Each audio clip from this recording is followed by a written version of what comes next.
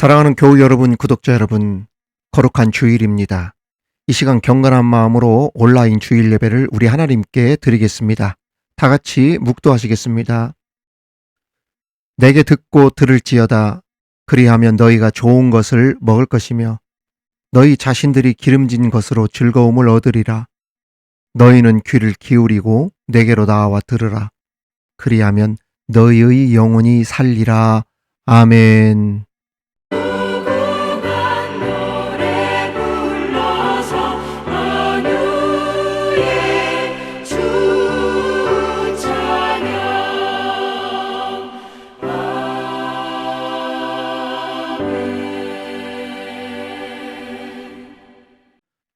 거룩하신 하나님, 거룩한 주일 우리 하나님께 예배하게 하시니 감사합니다. 우리 하나님께 예배하는 이 시간 하나님 홀로 영광 받으시옵소서. 예배하는 가운데 선포되는 말씀에 귀를 기울여 듣게 하시고 그 말씀을 들을 때 좋은 것을 먹게 하심으로 세상에 주지 못하는 즐거움을 얻게 하여 주옵소서. 의무적으로 드리는 예배가 아닌 자원하여 감사로 드리는 예배가 되므로 모든 시간이 하나님께 집중하는 시간, 우리의 영혼이 사는 시간이 되게 하여 주옵소서. 예배할 때 말씀을 듣지 못하도록 우리의 눈과 귀를 막는 악한 영이 틈타지 못하게 하시고 거룩하신 하나님 앞에 어둠의 영들이 떠나게 하여 주옵소서.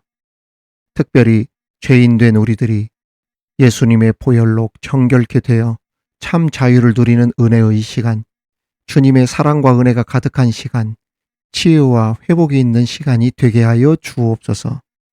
모든 영광 주님 홀로 받으시옵기만을 예수님의 이름으로 기원하옵나이다. 아멘. 지금은 하나님과 나만이 아는 죄를 침묵으로 자백하오니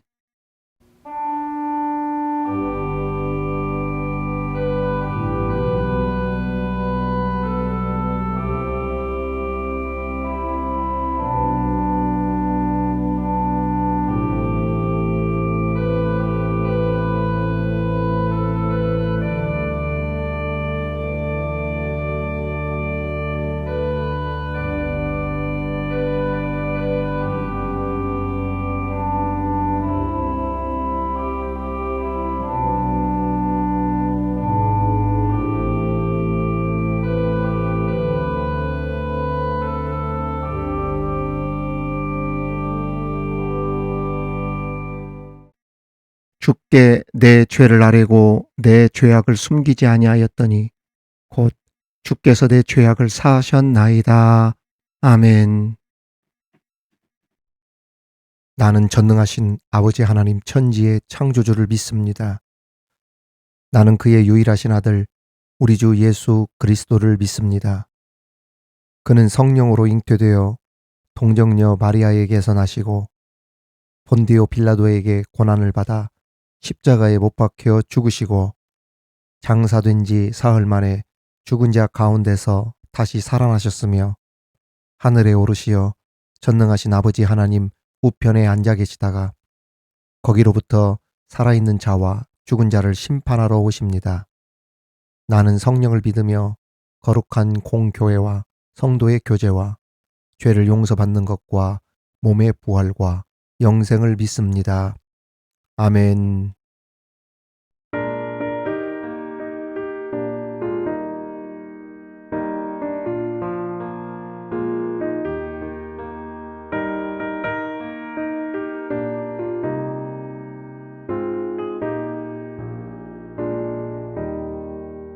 예수 앞에 나오며 죄사함 받으며 주의 품에 안기어 편히 쉬리라.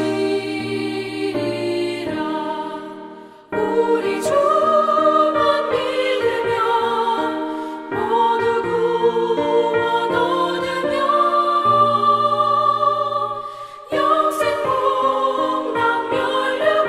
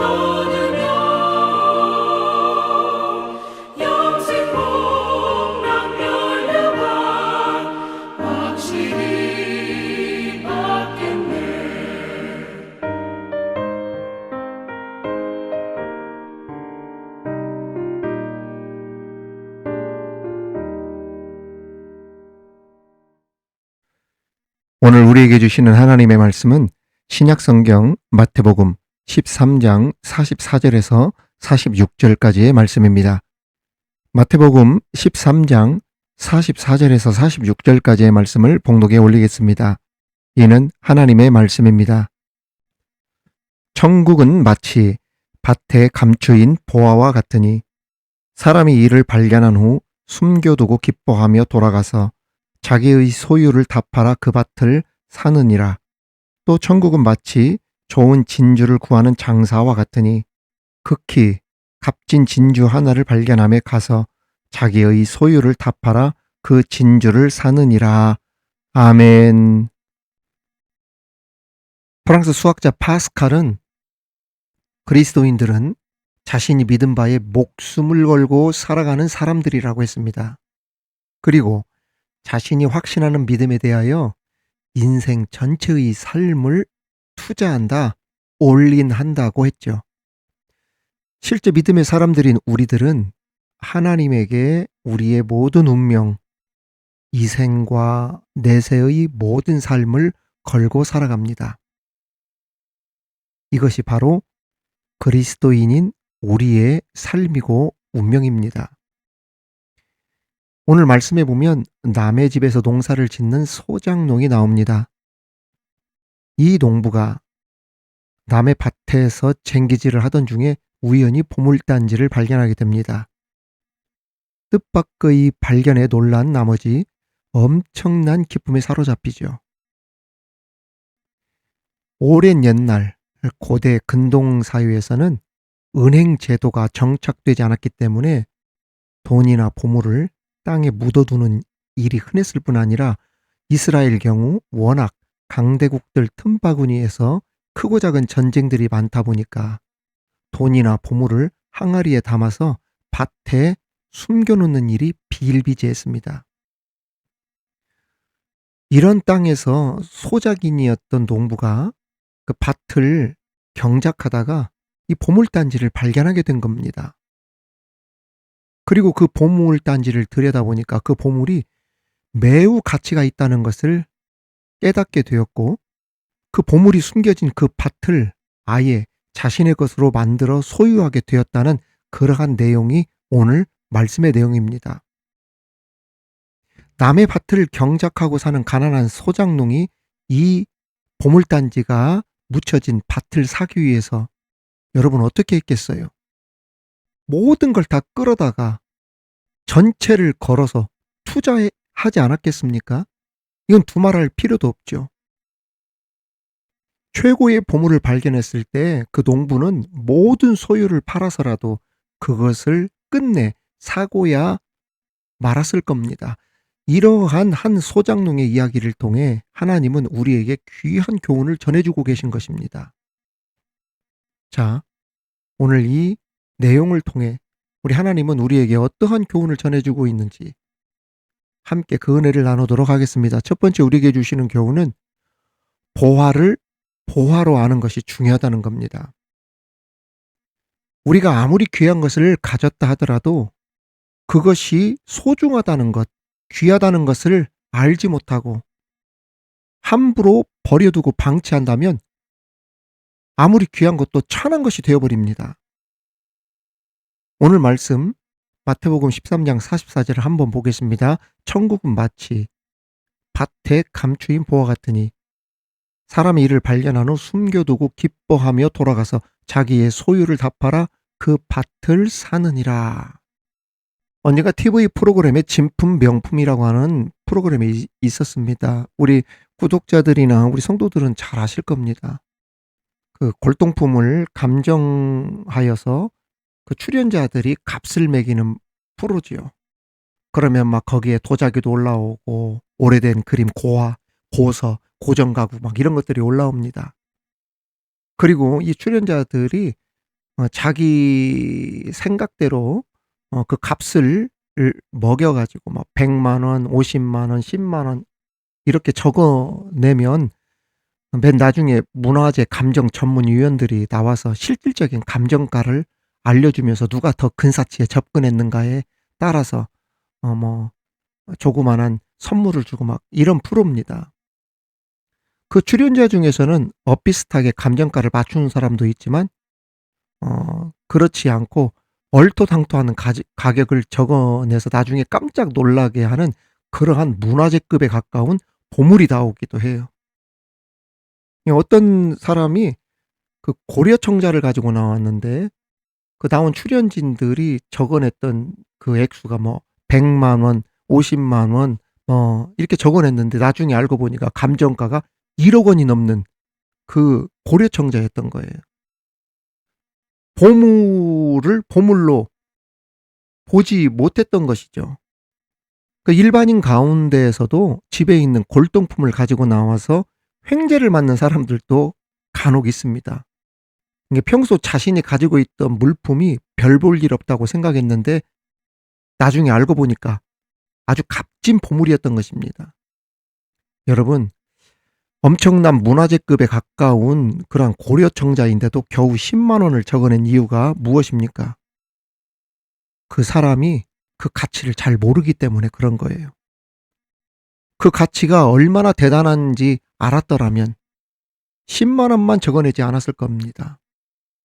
구약 성서 사본들 중에 가장 오래된 것으로 알려진 사해 사본의 경우도 마찬가지였습니다.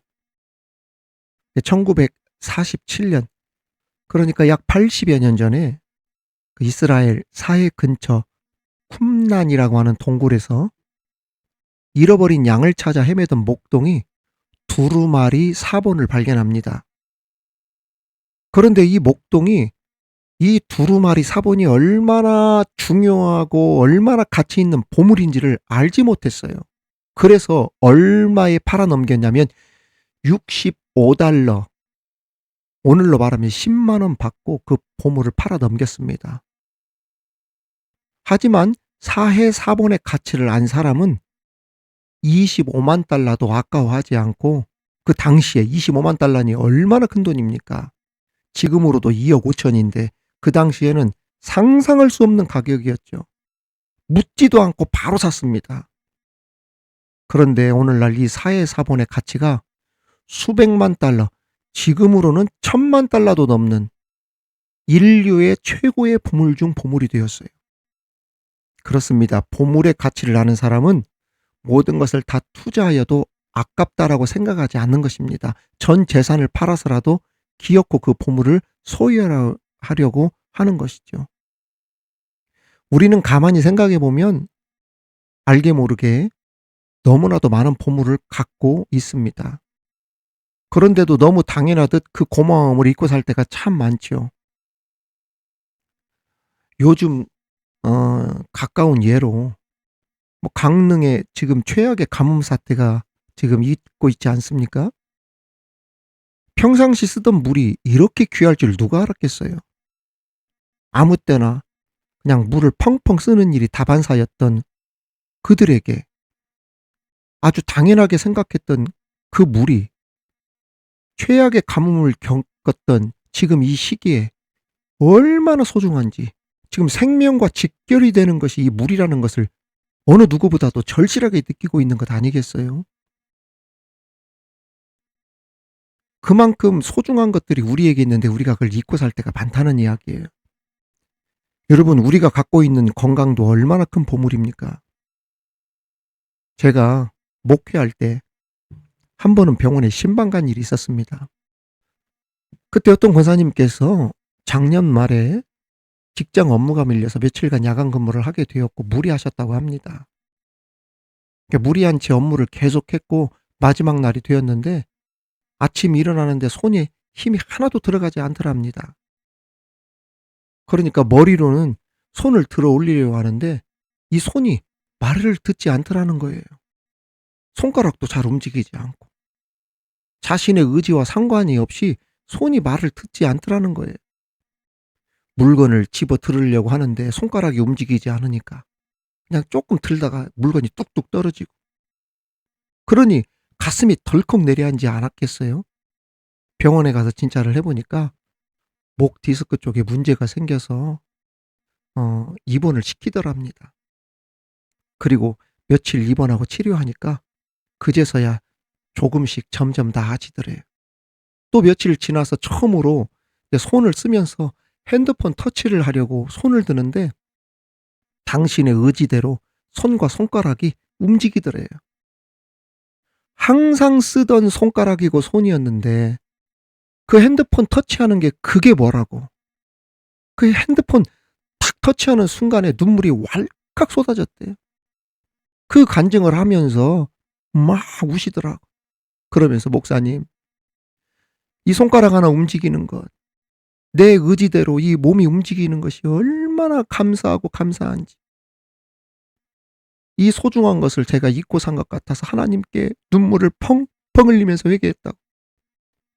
이 간증을 하니까 같이 신방 갔던 성도들까지 막 눈시울이 뜨거워져가지고 같이 운 일이 있어요. 여러분, 때론 가장 소중한 보물이 가장 가까운 곳에 있다는 것을 알아야 합니다. 제가 언젠가 사우나 하러 갔었는데요. 신발장에 신발을 넣고 열쇠를 빼어서 사우나실로 들어가 이제 옷장문을 열려고 하니까 열쇠가 보이지 않는 거예요. 어라? 금방 열쇠를 내가 빼가지고 온 것 같은데 열쇠가 어디 갔지? 아무리 속주머니를 뒤지고 바지주머니를 뒤져도 열쇠가 나오질 않습니다. 하는 수 없이 다시 신발장 쪽으로 내가 거기다 꼽고 온 것 같아서 나가는데 그 목욕탕 관계자분이 무얼 찾으세요? 그래서 제가 분명히 열쇠를 가지고 왔는데 아무리 찾아봐도 이 열쇠가 보이지 않네요. 그래서 신발장 쪽으로 내가 열쇠를 꽂아놓고 왔는가 찾으러 나가는 중입니다 하면서 내가 막 손짓을 하니까 그 목욕탕 관계자분이 저를 보고 막 크게 웃으면서 아니 열쇠가 그 손목에 있구만요. 제 손목에 열쇠를 걸고 다니면서도 그것을 몰랐던 거예요. 순간 저는 내게 가장 소중한 가치 보물을 내 안에 가지고 있으면서도 내가 소유하고 있으면서도 그것을 깨닫지 못하고 살 때가 많구나라는 그러한 생각을 했습니다. 특별히 여기에서의 보화는 바로 하나님 나라를 상징합니다. 즉 하나님의 나라는 전 재산을 팔아서라도 차지할 만큼 값진 보물, 진주, 그만큼 가치가 있다는 뜻입니다. 성도 여러분, 생각해 보십시오. 우리가 무엇으로 어떤 방법으로 감히 하나님 나라를 소유할 수 있겠습니까? 예수님이 아니면, 십자가의 사랑이 아니면, 복음이 아니고 성령이 아니면, 믿음이 아니면 그 어떤 방법으로 하나님 나라를 우리가 가질 수가 있겠어요? 하나님 나라의 기쁨과 은혜와 감사를 우리가 체험할 수가 없지요. 하나님 나라 들어갈 수도 없습니다. 그런데 예수님의 그 십자가의 은혜로 죄 씻음 받아 어떤 방법으로도 소유할 수도 없고 갈 수도 없는 하나님의 나라를 우리가 소유할 수 있고 들어갈 수 있게 되었고 그 하나님의 나라를 우리가 사는 이 세상에서도 체험하면서 살게 되었으니 이 귀중하고 비교할 수 없는 가치에 목숨을 걸지 않을 자가 누가 있겠어요?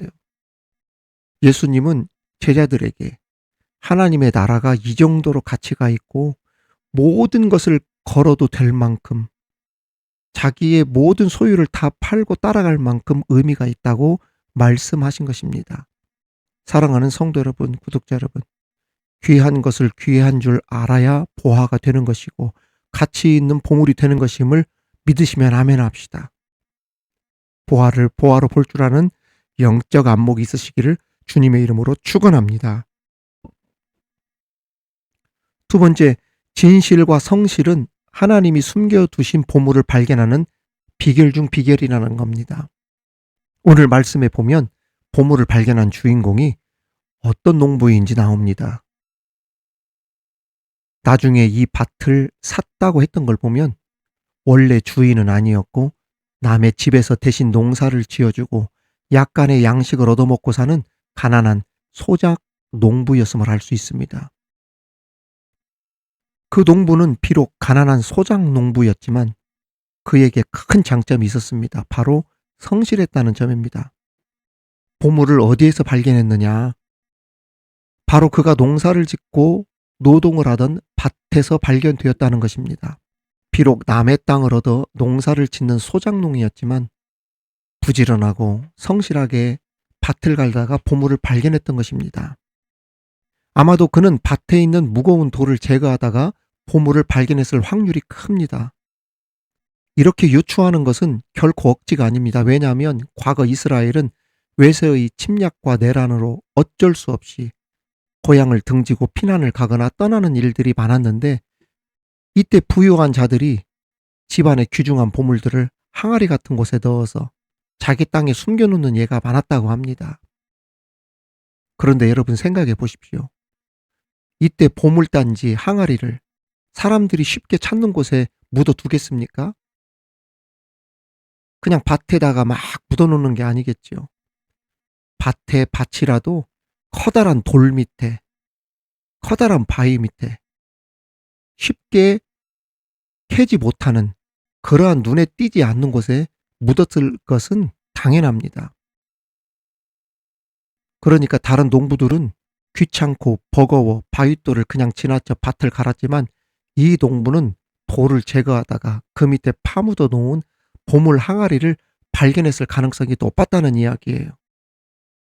그렇습니다. 성경은 성실함으로 열심을 품고 하나님의 진리를 구하는 자가 그 진리를 발견할 것이라고 교훈하고 있다는 것을 여러분 알아야 합니다. 잠언 2장 4절 5절에 보면 이런 말씀이 있습니다. 은을 구하는 것 같이 그것을 구하며 감추어진 보배를 찾는 것 같이 그것을 찾으면 여호와 경외하기를 깨달으며 하나님을 알게 되리니. 성실과 진실, 이것은 영원한 보물이신 예수님을 만날 수 있는 비결 중에 비결이라는 말씀입니다. 그렇습니다. 하나님은 자기 일에 성실하고 진실하게 행하는 사람들을 택하여 은혜를 베푸신다는 예가 많다는 것을 아시기 바랍니다. 모세를 보십시오. 모세가 시내산 어떻게 올라갔습니까? 장인 이드로의 양물이 치다가 잃은 양 찾다가 헤매다 부르심을 받지 않았습니까?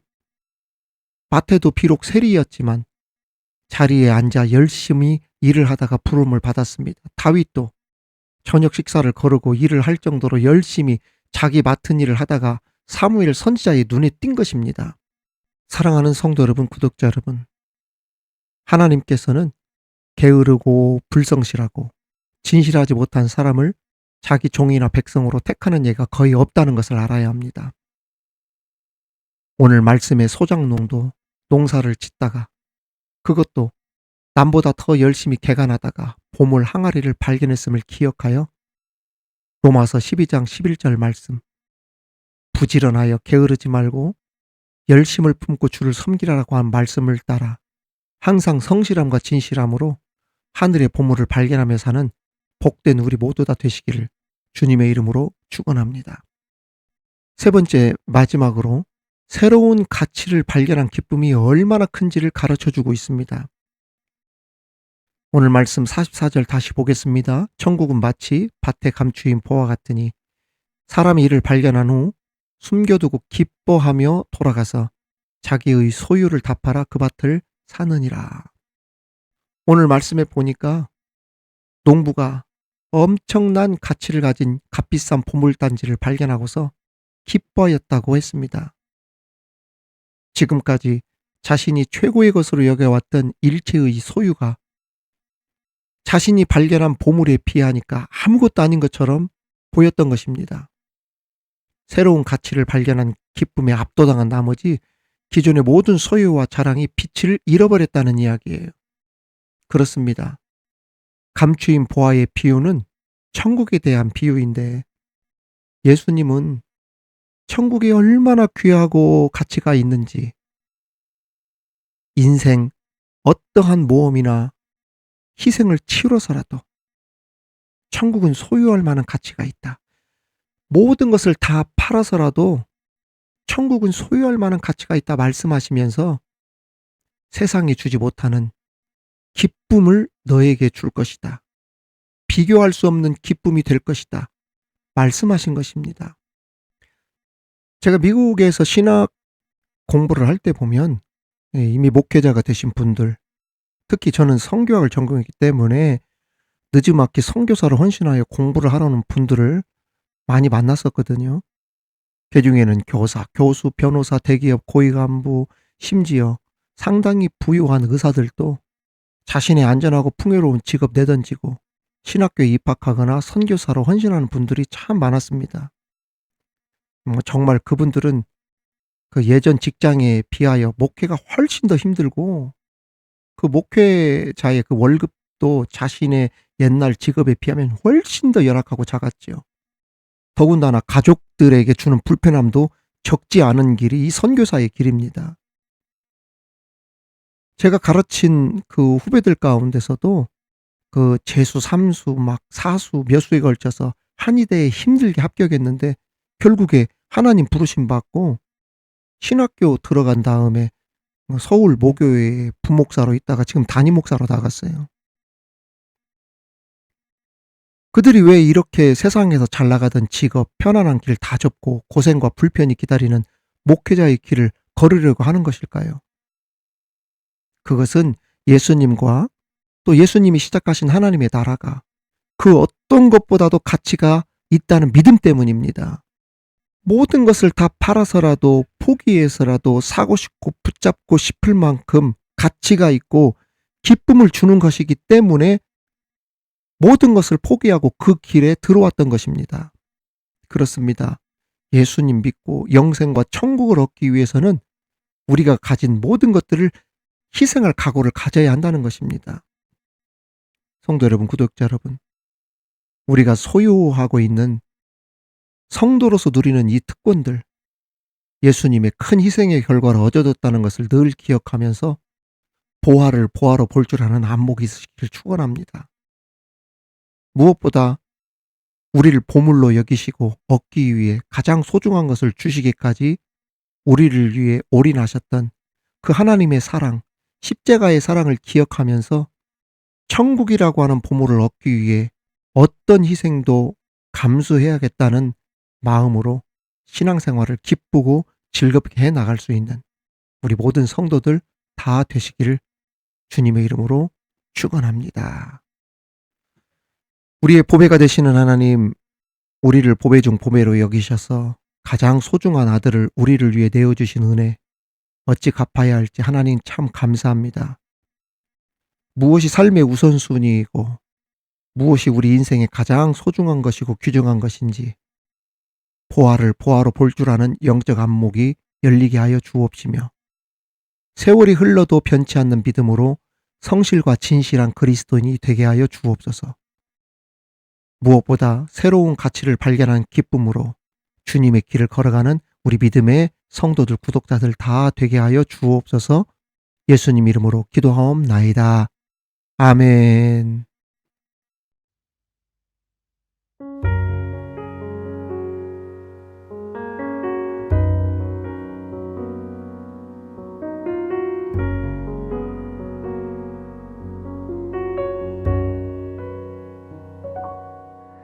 내게 허락하신 시련을 통해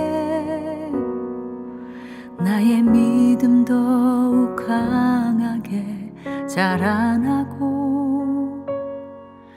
험한 산과 골짜기 지나는 동안 주께 더 가까이 나를 이끄시네.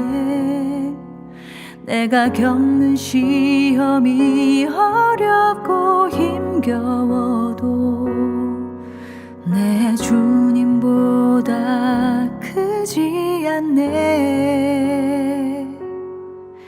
내 앞에 바다가 갈라지지 않으면 주가 나로 바다 위 걷게 하리. 나는 믿네. 주의 능력으로 내 삶 새롭게 되리. 나는 믿네. 주의 능력으로 담대히 나가리라. 주와 함께 싸워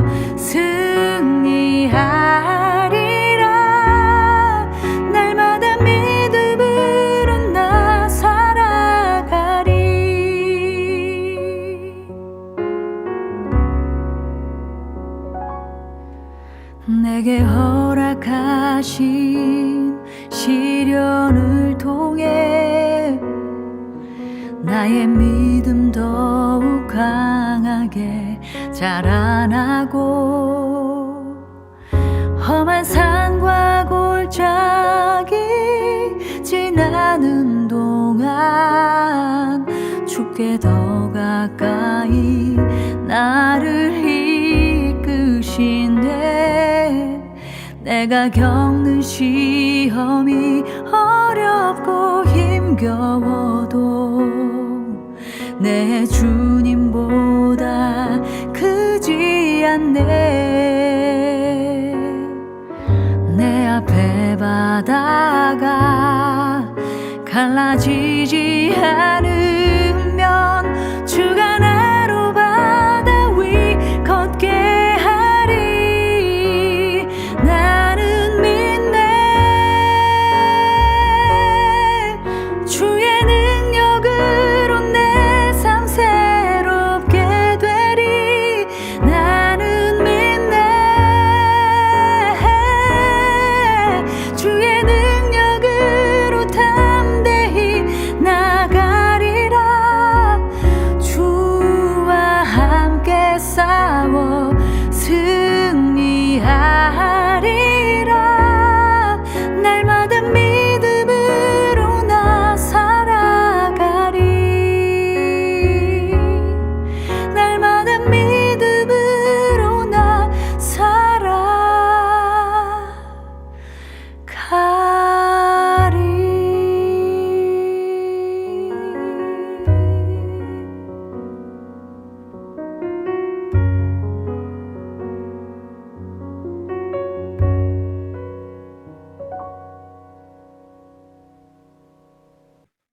하나님 아버지, 우리에게 베푸신 은혜에 감사하며 이 시간 봉헌 예물을 하나님께 올려드립니다.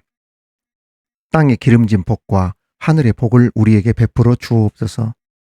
각자의 형편에 따라 예물을 드리오니 미드바르 사역을 통한 하나님의 일에 부흥의 불씨가 되게 하시고 영혼을 살리는 생명의 밑거름이 되게 하여 주옵소서. 드린 손길의 복을 주옵소서. 그들의 소원을 만족해 하옵소서. 원수의 수중에 가두지 못하게 막아 주옵소서.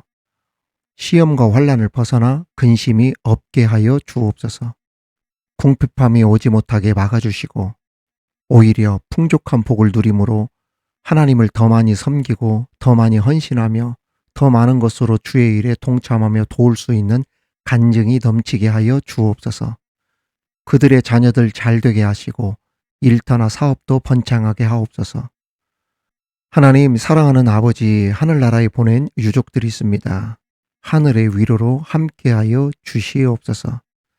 한 주간도 우리 미드바르 교우들 무엇을 하든지 승리의 삶을 살 수 있도록 우리 하나님 복내려 주옵소서. 예수님의 이름으로 기도하옵나이다. 아멘. 주께 드리세. 주께 드리세. 사랑하는 구주 앞에 모두 드리네.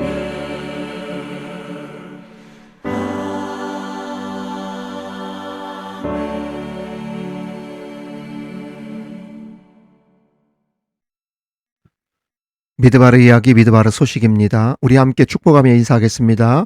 하나님의 축복이 여러분과 함께. 하나님의 축복이 옆에 계신 분들과 함께. 우리 미드바르 구독자 여러분, 가족 여러분, 한 주간도 평안히 잘 지내셨는지요? 미드바르 방송직의 박현웅 목사입니다. 레위기 통독과 강해가 진행 중입니다.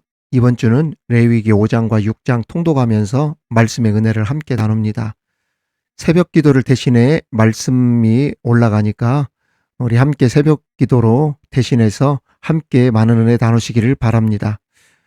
레위기 통독해 주신 분들 그리고 후원자들 하루도 빠짐없이 댓글을 달아주시는 많은 분들께 감사를 드립니다. 여러분들의 소중한 관심과 기도가 오늘의 말씀과 기도 찬양 등 다양한 컨텐츠를 제작하는데 얼마나 큰 힘이 되고 있는지 모릅니다. 여러분 대단히 감사드립니다. 이번 주 중에 그 구독자 강희범님의 아버님께서 별세하셨는데 하나님의 위로가 함께 하시기를 바라고 댓글로 많은 응원 그리고 기도 부탁드립니다. 우리 사랑하는 미드바르 교우 여러분, 한 주간도 승리의 삶을 사시기를 여기에서 기도하면서 응원하겠습니다. 여러분 힘내십시오. 감사합니다. 지금은 우리 주 예수 그리스도의 은혜와 우리 하나님의 크신 사랑과 성령님의 교통과 위로 충만케 하심이 천국은 마치 밭에 감추인 보화와 같은 것임을 깨달아 예수 그리스도를 통해 천국을 우리에게 주신 하나님께 감사하며 우리 가진 모든 것을 포기하고 희생할 만큼 가치 있는 것이 천국임을 믿음으로 고백하며 나가는 우리 미드바르 온라인 교회 모든 성도들 머리 위에 자녀들과 일터 위에 사랑하는 조국 대한민국과 열방의 선교지 위에 우리 미드바르 교회 방송사역 위에 지금으로부터 영원토록 함께 하시기를 간절히 축원하옵나이다. 아멘.